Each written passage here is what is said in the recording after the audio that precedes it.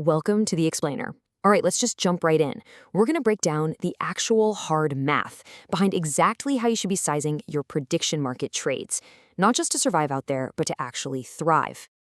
I want you to ask yourself something and be completely honest here. On your very last Polymarket trade, how did you actually decide to buy exactly 50 contracts instead of, say, 20 or maybe 200? If your answer is something like, well, it just felt right, or that's just my usual size, you're guessing. And listen, in prediction markets, guessing your position size, that's a massive, massive problem. Because here's the harsh reality. If you guessed you bet too much, it's just human nature. Our default gut feeling for position sizing is almost always way too big. You might not feel the sting right away, but trust me, overbetting is a one-way ticket to a blown bankroll. It's not a matter of if, it's just a matter of when. So, here's our roadmap for today. First, we'll look at the bet sizing problem. Then, unlocking the Kelly Criterion. Third, why full Kelly destroys you. Fourth, the quarter Kelly standard. Fifth, edge killers, which covers calibration and fees. And finally, the complete bankroll framework. All right, section 1, the bet sizing problem, the holy grail. So, enter the Kelly Criterion. This is a formula invented way back in 1956 by a guy named John Kelly over at Bell Labs, and it was designed to answer one very precise question. Given your specific edge and the current market odds, what is the exact percentage of your bankroll you should bet to maximize your long-term growth without going broke? It completely replaces those gut feelings with cold, hard math. Moving on to section 2, unlocking the Kelly Criterion, the math. Okay, so there are 3 simple steps to actually use this. First, you calculate your edge, which is just your estimated probability minus the market price. Second, calculate your potential profit per dollar risked. And third, you divide your edge by that potential profit. Boom, that gives you your exact Kelly fraction. So let's say your model says a team has a 70% chance to win, right? And you pay 58 cents on the market. Well, your edge is 12 cents. You take that 12-cent edge, divide it by a 42-cent potential profit, since you played 58 cents to win a full dollar, and you get your exact Kelly fraction. Pretty simple, right? Section 3. Why full Kelly destroys you. Practically suicidal. But here is the massive twist to this whole story. In that example we just did, dividing 12 cents by 42 cents spits out a 28.6% recommended bet size. I mean, think about that for a second. Betting almost 30% of your entire bankroll on a single trade, that is insanely aggressive. Now, mathematically, sure, it maximizes long-term geometric growth. But out in the real world? Out in the real world, it's practically suicidal. It's literally like driving a Ferrari with the gas pedal glued down and absolutely no brakes. First off, the variance is brutal. If reality is just slightly lower than your model's estimate and you overbet by just a factor of 2, academic research actually shows your long-term growth rate drops to 0. You just slowly bleed out. Second, you get these stomach-churning drawdowns. If you run full Kelly, you should mathematically expect a 50% bankroll loss at some point. And let's be real, most of us just cannot psychologically handle watching half our money vanish. And finally, model error. Full Kelly treats your probability estimate like absolute gospel truth, totally ignoring the fact that calibration drifts, execution has slippage, and, well, our models are just fundamentally imperfect. Which brings us to section 4, the quarter Kelly standard, the industry standard. So you might be wondering, what do professional hedge funds and elite prediction market traders actually use to stay alive out there? The industry standard is something called quarter Kelly. By simply multiplying your Kelly fraction by 0.25, you're only giving up about 25% of your theoretical long-term growth. But here's the kicker. In exchange for that, you eliminate a massive 90% of your ruin risk. Your max expected drawdown drops from over 50% down to a totally manageable 12 to 15%.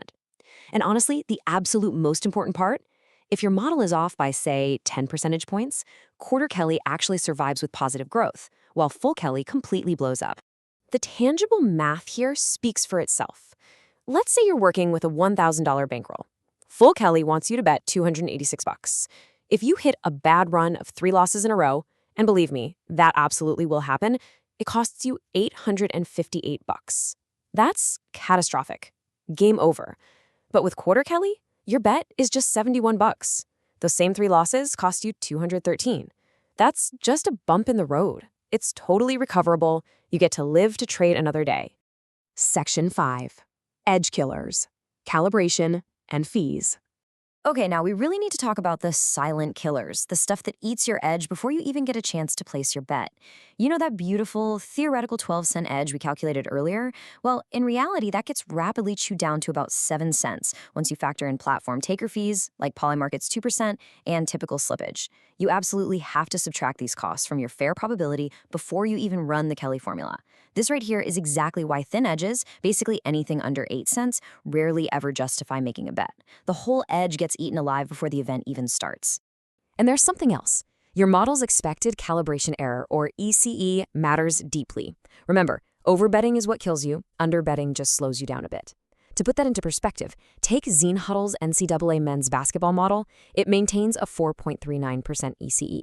That means when the model says a team has a 70% chance, they actually win between 66 and 74% of the time in the real world. Those probabilities are highly accurate, which makes Quarter Kelly safe to use. But if a probability source won't tell you their calibration, man, you are driving completely blindfolded. Finally, Section 6, the complete bankroll framework. Let's tie this whole thing together into a practical, everyday framework you can actually use when you're managing multiple active bets. Look, you can't just size your bets in a vacuum. You have to actively cap your total exposure. A great rule is to never have more than 20 to 25% of your total bankroll deployed across all your open positions combined. Also, you need to adjust your sizing downwards when you have multiple bets open at the exact same time.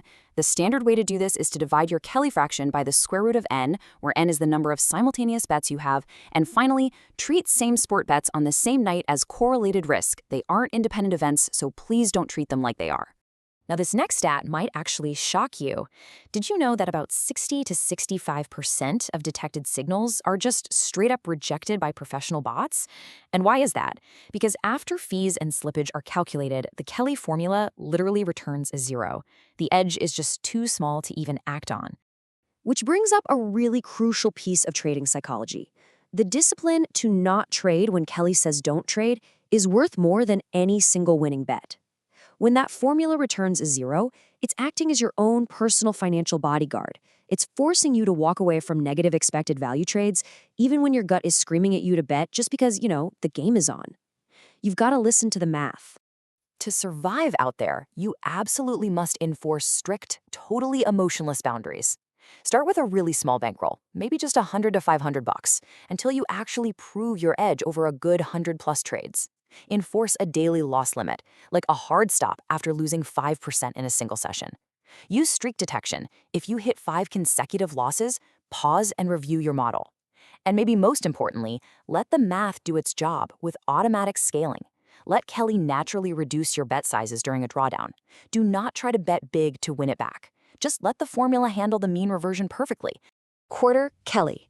Calibrated probabilities. Fees included.